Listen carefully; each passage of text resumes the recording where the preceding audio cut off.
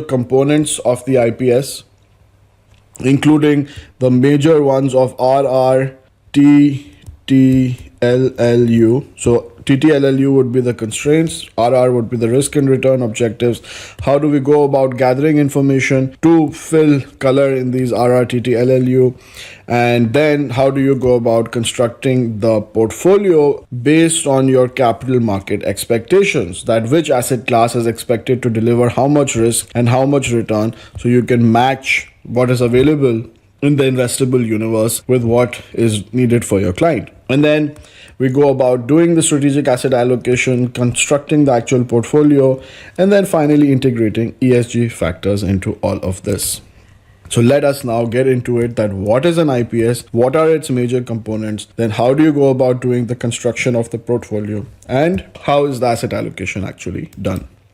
So this should look familiar to you. We've had a initial discussion on this in the previous learning module, that you start with your RRTTLLU, and then you make your IPS based on that. So now we're actually going to zoom in into this, right? We're going to break it up. We're going to see all the different components of the IPS.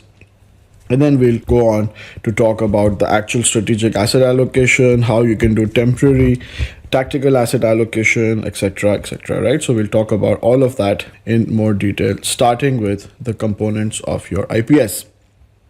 Now, I should tell you that this is a very, very important document, right? God forbid there is a problem with the client down the road. There's legal issues. You're being blamed for not managing the account properly. So in your defense, this is what you have, right? This is the document that defines exactly what is expected from you. And does it give you 100% safe portfolio? The answer is no. It doesn't give you a guaranteed success. It just helps you get on the path towards a high probability situation where you should get a success. But obviously, just making a good IPS doesn't mean that, there's not going to be any loss in the portfolio. Of course, there's going to be risk. It's just that it gives you a good process to communicate with the client and establish a good document, which will then help you govern the relationship with this entire process, right? And it's not a one-time thing. This has to be reviewed on a regular basis. So from an exam perspective, if you get a question saying, does making IPS guarantee success? The answer is no. Right. Now, what are the components of an IPS? You start off with understanding who the client is, because how can you decide what the risk and return should be and what their tax and liquidity and legal and time horizon, their TTLLU are, without understanding who they are. So you have to start off with understanding who the client is, what are their circumstances, right? And obviously, the main part is to get an understanding of their risk and return objectives, and to get an understanding of their legal liquidity. So time horizon, tax, legal, liquidity, and unique circumstances. But you start off with getting to know them. You then set up this statement of purpose, which tells you, okay, what is the scope of this entire IPS? And, there might be other parties involved. So there might be a custody provider, right? So in addition to the client and you, there might be a broker involved. There might be some other custody provider involved who's going to, maybe the client is a child, so there might be their uncle involved. So you need to make sure that all of this is written in terms of what are the duties and responsibilities of all parties involved. That includes you, the client, and whoever else is there. Of course, you need to have a very clear-cut methodology mentioned to tackle all sorts of situations, especially when you need to update this document, in what situation it needs to be updated, what will be the process or methodology that will be followed to update this. And then, of course, you get to the RRTTLLU, that goes without saying. And then the investment guidelines. Now, this investment guideline part, by the way, is like an executive summary. It's just a guideline. If you want the details, they're going to be in the appendix. So, from an exam perspective, I think question could be that where is the detail of the strategic asset allocation?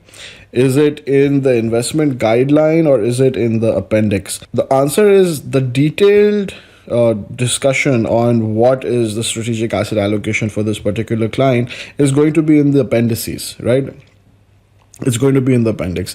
It's not going to be in the guideline. The guideline is just going to be like an executive summary of that portion from the appendix, that okay, what are the asset classes we're going to invest in, how much leverage are we going to use, are we allowed to use derivatives or not, etc., right? But again, the detail of those derivative strategies, the detail of rebalancing strategies, all of that is going to be in the appendix. And this is also very important, this point, which is the evaluation of performance, because it could be absolute and it could be relative, which means if the target is that we have to outperform the S&P 500, well, then the evaluation of the performance should be on the basis of how much has the S&P generated in terms of return and what have we done, right? But if it's an absolute target, then we don't care about any benchmark. So that's really, really important. So we're going to start off with our discussion of RR, which is risk and return objectives. And within that, we're going to first talk about risk.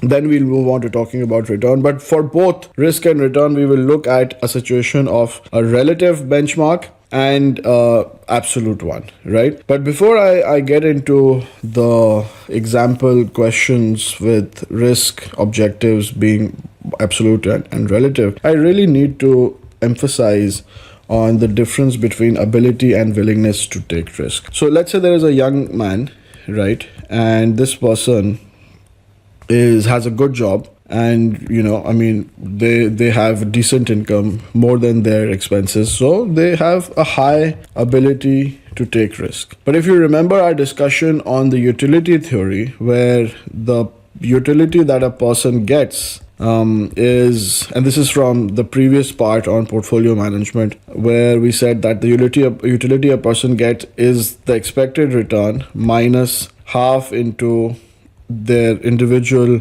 risk averse factor, which is A, multiplied by the risk squared, or the variance basically. Now if you try and put this guy's money in a high return but high risk scenario, I mean, if his A is really high, what will happen is that his utility is actually going to take a hit. He's not going to be happy. So we're not going to force him to do that, because if he's not willing, even though he has a high ability to take risk, but if his willingness is low, we're not going to force that onto his psychology. And this is something you will learn to appreciate more in the next learning module, when we talk about behavioral biases, which is coming up next. And as you will see, within behavioral biases, we have two types of behavioral biases. One is called cognitive and the other one is emotional, right? So there's two categories actually. And then within your cognitive, you'll see you have belief preservation and information processing. So these type of biases, that they are not changing their mind about something, they're holding on to a previous belief, or they're not correctly processing information. These are solvable, right? And we'll talk about that next. But these emotional biases are hard to solve. And that's why I'm talking about this with you over here, because willingness is an emotional thing, right? This is related to their psychology. So we don't actually want to try to force this individual to take high risk just because they have the ability. Don't try and convince them. If they're losing sleep over it, just let it be. Now, on the other hand, having said that, there is somewhere where you need to put your foot down. So let's say if there is an old person, retired, right, and this guy clearly does not have a high ability to take risk, but he or she might have a high willingness, Maybe he or she is risk seeking or risk loving, or maybe risk neutral or less risk averse. Either way, if their willingness to take risk is high, you cannot let them take high risk. You have to stop them because they don't have the ability to. So this is something you really have to be able to differentiate. Right. Now moving on to the questions. So an absolute risk objective is that, hey, we shouldn't lose more than 5%. So that's nothing to do with the market. Regardless of whatever the market does, this is what it is. This is an absolute risk objective that the portfolio should not lose. So you can have like a hard stop, which is called a stop loss. You can have a hard stop loss that the portfolio would just liquidate itself if it were to fall below 5%. And a relative one would be, hey, don't fall more than 4%.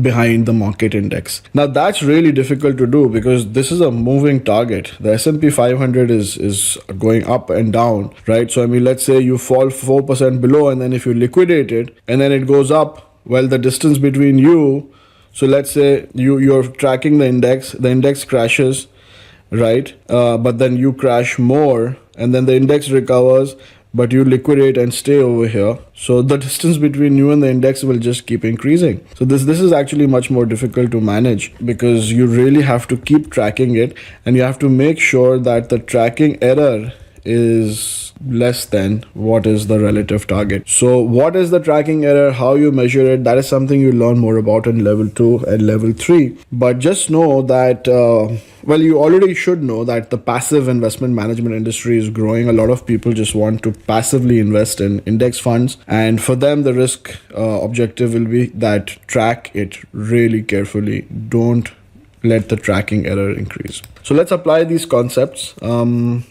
Your client has a portfolio worth 10 million. He cannot handle losing more than 1 million. So is this a absolute or a relative risk objective? Well, I think it's definitely an absolute risk objective, right? It's 1 million over 10. So that's basically 10%. Now, I mean, I don't want to get into the 95% probability or the 90%, or it's just saying that you're also bringing into this discussion that, okay, so the return shouldn't fall below 10%, but then what is the probability of that happening? And again, I mean, this is something that's going to make more sense to you in level 2 and level 3.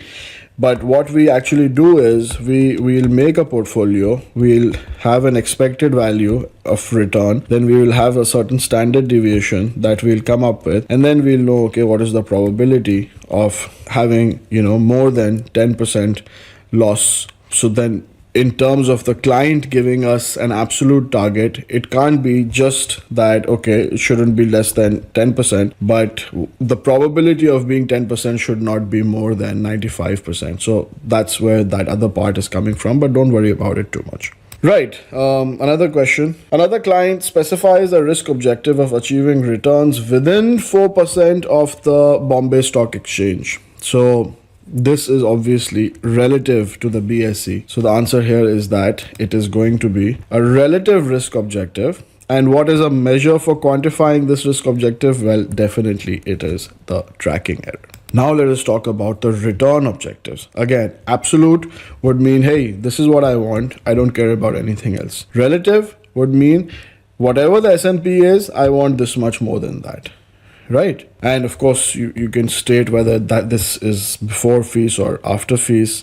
And you cannot say, I want my risk to be 0 and I want my return to be like 100. That's obviously something that is not compatible. So those two go hand in hand, and they must not give you a target which is unachievable.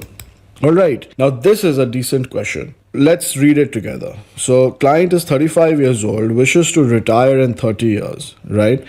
And his salary meets current and expected future expenses. So what is the salary? Let's make a question mark here because we need to know that. He has 100K in savings, all right, which he wants to put aside, of which he wants to put aside 10K as an emergency fund. So he basically has 90,000 right now, right? Because he has 100, but he wants to put aside 10,000. So he only has 90. You estimate that 300,000 in today's money is sufficient to fund your client's retirement income needs. All right. Expected inflation is 2% over the next 30 years. Okay, so now let's start putting the pieces of the puzzle together. He's going to retire in 30 years. As of now, as per today's money, he needs 300,000, right? But obviously, inflation is going to be there. So the price of things will go up. So in 30 years, he's not going to need 300,000. He's going to need 300,000 into 1.02 because 2% inflation to the power of 30, right? That's how much money he needs.